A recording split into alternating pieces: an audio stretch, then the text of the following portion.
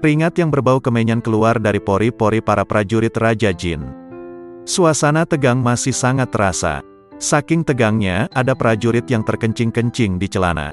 "Tuan Wali, buat apakah korek tersebut, kalau hamba boleh tahu?" tanya Raja Ismoyo. "Buat menyalakan ini dan membuat ini," jawab Wali Paidi sambil menunjukkan rokok dan kopinya. "Hanya untuk itu?" tanya Raja Ismoyo heran. "Iya, hanya untuk ini," jawab Wali Paidi singkat. Raja Ismoyo membatin dalam hati. Wali ini aneh, masak hanya gara-gara ingin ngerokok dan ngopi saja, dia telah menghancurkan kerajaanku. "Dasar Wali Semprul." Namaku Paidi, bukan Semprul," sahut Wali Paidi. "Ah, maaf Tuan, ternyata Tuan bisa membaca isi hati hamba." Raja Ismoyo mulai takut dan heran. "Terus bagaimana, sampeyan punya korek apa tidak?" tanya Wali Paidi lagi. "Kalau hanya untuk menyalakan itu, pakai ini saja Tuan," jawab Raja Ismoyo sambil menjulurkan jari telunjuknya, yang tiba-tiba bisa mengeluarkan api. "Masya Allah, kalian kan memang terbuat dari api, maaf baru ingat," jawab Wali Paidi sambil cengengesan. Wali Paidi mendekati Raja Ismoyo, mengeluarkan sebatang rokok Jisamsu refilnya, dan mulai menghisap rokoknya. Allah, begitulah yang terdengar ketika Wali Paidi merokok. Selanjutnya Raja Ismoyo memanggil panglimanya dan berkata kepadanya, "Buatkan kopi buat Tuan Wali ini," perintah Raja Ismoyo sambil mengambil kopi dari Wali Paidi dan menyerahkan kepada panglimanya.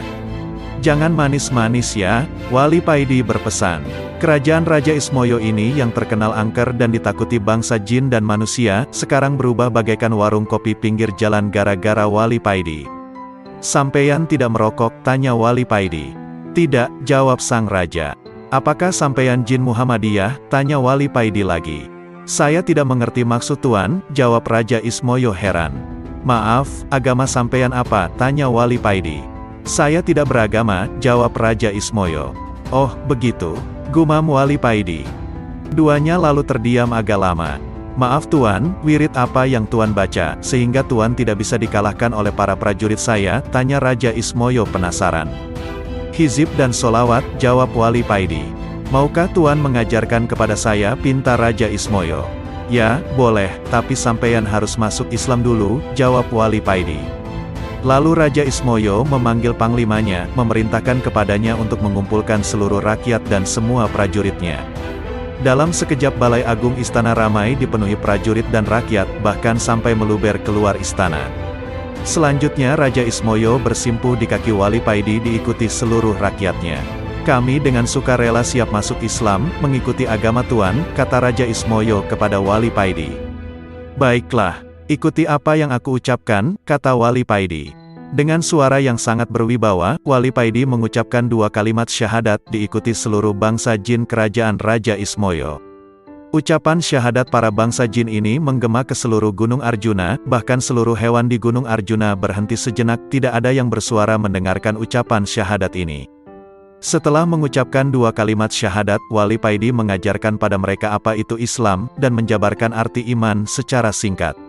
Selanjutnya Wali Paidi tinggal di Istana Raja Ismoyo, guna mengajari mereka cara sholat, cara berzikir dan lain sebagainya. Setelah beberapa minggu tinggal di istana, Wali Paidi akhirnya mohon pamit kepada Raja Ismoyo. "Kami masih butuh pencerahan dari Tuan, sudilah kiranya Tuan tetap di sini beberapa hari lagi," pinta Raja Ismoyo kepada Wali Paidi. "Jangan khawatir, kelak aku akan datang lagi kemari," kata Wali Paidi, dan dengan tersenyum Wali Paidi mendekati Raja Ismoyo dan memegang dada Raja Ismoyo, sambil berkata, "Ajaklah hatimu untuk zikir terus-menerus. Ucapkan Allah, Allah, secara berkesinambungan. Dalam keadaan apapun teruslah berzikir, dan berusahalah selalu dalam keadaan punya wudu. Andai Allah mencabut nyawamu, kamu dalam keadaan suci. Terima kasih Tuan, pesan Tuan akan kami laksanakan," jawab Raja Ismoyo dengan takzim. "Kalau hatimu sudah bisa berzikir, maka Allah sendiri yang akan membimbingmu," kata Wali Paidi. "Apakah kami akan menjadi wali kalau hati kami sudah bisa berzikir sendiri?" tanya Raja Ismoyo. "Jangan sekali-kali punya niat ingin menjadi wali, karena keinginan itu termasuk nafsu. Berzikirlah karena Allah, jangan ada niatan yang lain," jelas Wali Paidi. Setelah menghisap rokoknya, Wali Paidi berkata lagi, Allah menjadikan manusia pemimpin di muka bumi ini, dan mengangkat para walinya dari kalangan manusia, jelas Wali Paidi lagi. Oh begitu, kalau Allah menghendaki begitu, kami sangat rida dengan keputusan Allah tersebut, jawab Raja Ismoyo manggut-manggut. Kalau boleh tahu tuan ini wali yang bagaimana? Tanya Raja Ismoyo selanjutnya. Aku adalah wali abdal, wali pengganti, kalau istilah dalam sepak bola, sebagai pemain cadangan, wali tingkat rendah.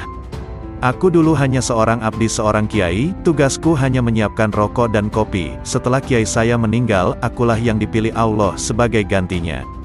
Terang Wali Paidi. Jadi wali itu jumlahnya tetap sama dari dulu sampai sekarang? Tanya Raja Ismoyo dengan bersemangat.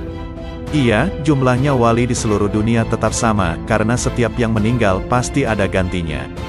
Biarpun kamu tidak ada hak untuk menjadi wali, kamu harus tetap semangat, karena di mata Allah, derajat seseorang itu dilihat dari ketakwaannya. Wali itu hanya titel yang diberikan Allah buat para wakil-wakilnya di muka bumi, guna untuk mengatur dan menata manusia, dan wali dipilih dari para hamba yang dikehendakinya, bukan karena ibadahnya, bukan karena zikirnya, tapi karena kehendak Allah. Jadi salah besar kalau ada orang yang ingin atau mempunyai cita-cita menjadi wali, jawab Wali Paidi. Terima kasih Tuan, mudah-mudahan apa yang Tuan ajarkan kepada kami menjadi ilmu yang bermanfaat, ucap Raja Ismoyo. Akhirnya Wali Paidi pamit dan meninggalkan Gunung Arjuna diiringi Raja Ismoyo dan seluruh rakyatnya. Setelah Wali Paidi sudah tidak tampak, Raja Ismoyo dengan suara yang lantang berkata kepada rakyatnya. Rakyatku semuanya, nanti atau kapanpun, kalau ada orang yang ke Gunung Arjuna ini berbekal rokok dan kopi, jangan sampai diganggu, jagalah mereka sampai mereka meninggalkan Gunung Arjuna ini, demi menghormati guru kita Wali Paidi. Titah paduka akan kami laksanakan. Jawab mereka serempak. Sesampainya di rumah sehabis dari Gunung Arjuna, Wali Paidi menjalankan aktivitas sebagaimana biasanya. Tiap pagi Wali Paidi pergi ke pasar berjualan minyak wangi. Orang-orang di pasar dan di rumahnya biasa memanggilnya Kang Paidi tukang minyak. Sekitar jam 1 siang Wali Paidi ini menutup tokonya dan pulang. Setelah sholat asar sehabis istirahat siang, Wali Paidi mengajari anak-anak kecil di langgarnya belajar membaca Al-Quran sampai waktu maghrib. Dulu di langgar Wali Paidi yang sederhana ini, ramai sekali dipenuhi anak-anak kecil yang belajar mengaji. Tapi, setelah ada sistem ikro dan kiroati, langgar Wali Paidi ini sepi. Anak-anak pada pindah ke TPQ yang memang banyak tersebar di kampungnya Wali Paidi ini. Wali Paidi sebenarnya juga ikut pelatihan metode ikro maupun kiroati, yang diwajibkan kepada seluruh guru TPQ, guna mendapatkan syahadah semacam ijazah, tapi Wali Paidi tidak lulus dalam pelatihan ini, karena seringnya Wali Paidi merokok dan bawa kopi di dalam kelas. Jadinya di langgar Wali Paidi ini, metode yang digunakan tetap memakai metode lama, yaitu metode Baghdadi, karena bagi guru TPQ yang tidak punya syahadah, tidak boleh mengajar dengan memakai metode ikro maupun kiroati. Lama-kelamaan murid-murid Wali Paidi habis, tinggal 5 anak saja yang tetap mengaji di langgarnya Wali Paidi. Orang tua dari kelima murid Wali Paidi ini tetap mempercayakan anaknya ke Wali Paidi ini, disebabkan masalah ekonomi. Mereka adalah orang-orang miskin yang tidak mampu membelikan seragam TPQ dan buku terhadap anak mereka. Daripada tidak mengaji, mereka tetap menitipkan anak-anaknya kepada Wali Paidi, karena di langgar Wali Paidi ini tidak ada tarikan uang, mereka bebas dari biaya apapun, malah mereka sering dikasih uang jajan oleh Wali Paidi ini. Menjelang maghrib, datanglah seorang pemuda yang kira-kira berumur 35 tahun mencari Wali Paidi. Pemuda ini adalah seorang murid Thorikoh yang disuruh gurunya mencari Wali Paidi. Nak carilah kiai di daerah ini namanya Ali Firdaus, tapi orang-orang di kampungnya biasa memanggil dengan sebutan Paidi. Paidi berarti orang yang memberi faedah, umurnya seumuran denganmu, dan hanya beliau satu-satunya yang bernama Paidi di kampung itu. Kalau kamu ketemu dengannya, sampaikan salamku dan mintalah nasihat padanya. Begitulah yang dikatakan guru pemuda ini kepadanya. Waktu itu pemuda ini disuruh mencari Wali Paidi, karena seringnya pemuda ini mengalami hal-hal aneh. Seperti ketika sholat, tiba-tiba ia sudah berada di Makkah dan sholat di hadapan Ka'bah. Dan banyak orang yang melihatnya salat di atas daun padahal dia ada di rumah. Pemuda ini akhirnya sowan kepada gurunya, dan melaporkan semua kejadian yang dialaminya, lalu kemudian disuruh mencari Kiai Ali atau Kiai Paidi. Sesampai di kampung yang dimaksud, pemuda ini bertanya-tanya kepada orang-orang, di manakah rumah Kiai Paidi. Di sini tidak ada yang namanya Kiai Paidi, yang ada Kang Paidi, seorang penjual minyak wangi, begitu jawab orang kampung ketika ditanya pemuda ini. Baiklah, di mana rumah Kang Paidi penjual minyak wangi itu? Tanya pemuda ini. Pemuda ini yakin bahwa Kang Paidi itulah Kiai Paidi yang dicarinya, karena gurunya juga bilang bahwa nama Paidi hanya satu orang di kampung ini. Pas waktu maghrib pemuda ini sampai di rumah Wali Paidi. Pemuda ini bertanya kepada seorang wanita yang berada di depan rumah Wali Paidi.